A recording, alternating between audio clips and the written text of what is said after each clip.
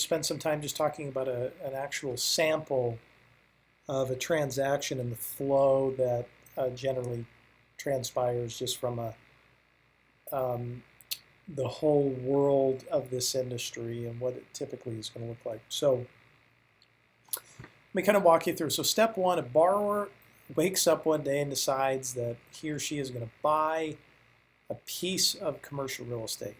Okay, so for whatever reason, they have a desire to build their own building, they have a desire to build an apartment, a huge community, whatever that is. So the desire and the decision has been made.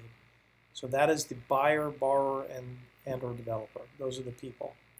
The next step for them is they're going to contact an agent or seek out a piece of property themselves to help them find a piece of property.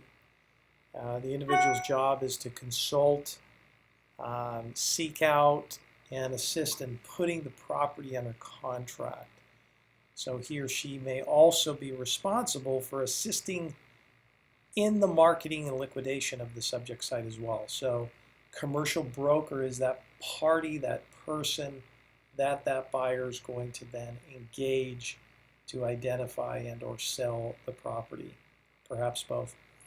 The third step is that this commercial broker then finds the piece of property and begins dealing with the seller. Now, it may be that they get a listing out of it or they don't, but either way, they're going to work out some compensation agreement, so they're paid for putting the deal together. The seller's motivation is obviously to ensure the best possible price within the confines of the market. So the seller now is involved. The owner slash seller of the property is involved. Then the next step is there might be need for additional equity into the project. In this instance, the borrower and the developer will begin searching for equity investors. So remember, there's only two ways to fund it: cash or debt, or both. And so they are more than likely putting their own cash in, or they're seeking to go get equity. So if the lender says we'll lend 65%, then they're going to need the 35% in order to successfully own the property.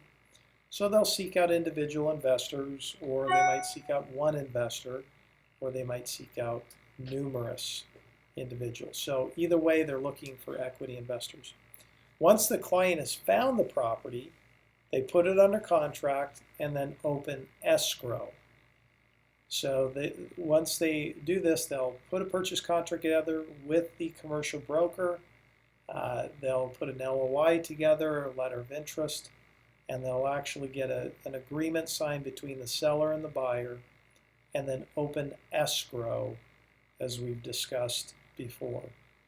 The sixth step is that from here, the borrower begins to pursue financing for the property.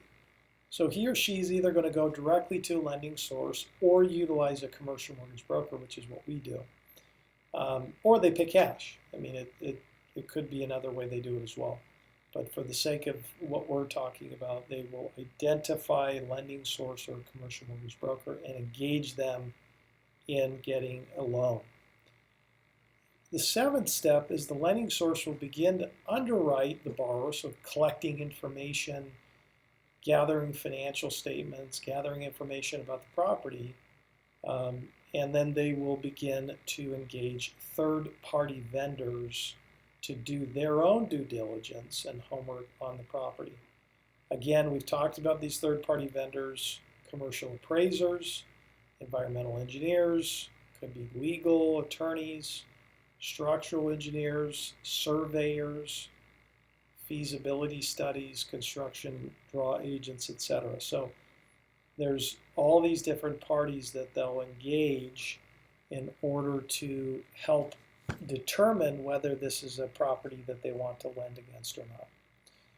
After all the reports have been completed, the institution goes in for an approval.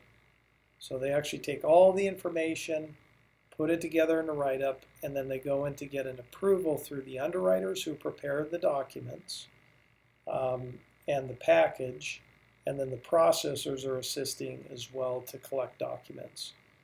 So from here, they'll go into committee, get an approval letter, and then they'll begin moving towards a close to get closing documents.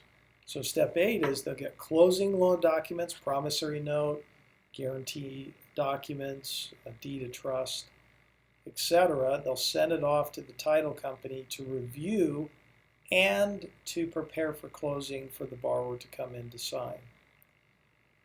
Step 9 is after the loan closes, the development process begins. This is where the client approaches the city to get approvals, to get a building permit, possibly even rezoning for the property. Typically, this is through the city municipal planning and development department or commission. Step number 10 is simultaneously the borrower begins to engage their team of third-party vendors as well. So this would be an architect who does all the drawings, an engineer, make sure that it's all structurally sound, and then a builder and a contractor who's actually going to build it.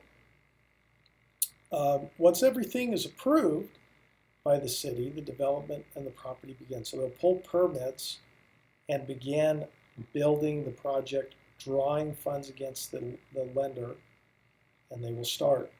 Step 12 is as the project gets close to completion, the search for permanent financing begins. Either the existing lender will provide this or the client will look for another source. So if the loan is booked with a conduit lender, so CMBS lender we've talked about before, then it will be sold off into the secondary market. So this is the place where there's people that buy the loans from banks and they're pooled up and then eventually sold off as general security. So that's kind of the life cycle of a flow of the transaction within the commercial real estate industry.